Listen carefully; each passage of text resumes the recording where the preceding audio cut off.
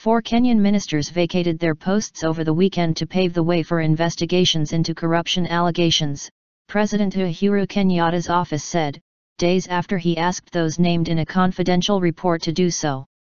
However, the suspensions have been met with skepticism by members of the public, as senior officials suspended for various reasons in previous governments have never been convicted and some returned to their positions before investigations were complete. High-ranking officials are rarely convicted in Kenya, instead they make their way back to power, said anti-corruption activist Boniface Mwangi.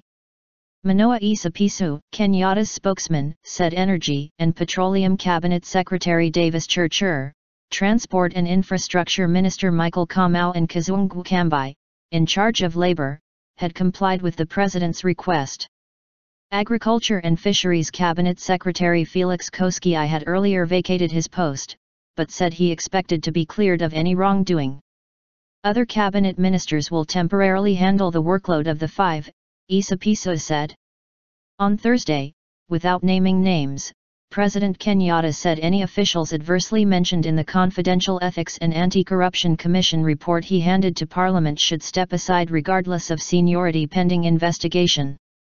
Clearly the President has drawn the line on corruption and expects all state and public officers to abide by Executive Order No. 6, in which he gives express directives in regard to the intolerance for this vice in government, Esipisu said.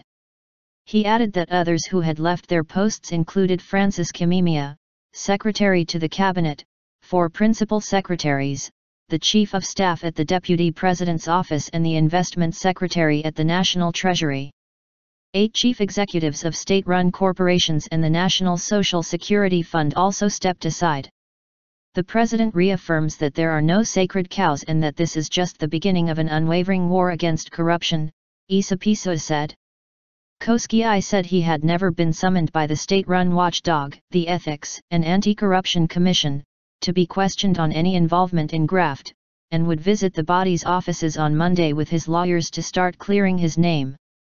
Kenyatta made the fight against graft a priority on taking office in 2013, but critics say he has failed to sweep out corrupt officials in a nation where corruption is seen as a major obstacle to business, law enforcement, and provision of public services. Parliament is yet to disclose the report's details.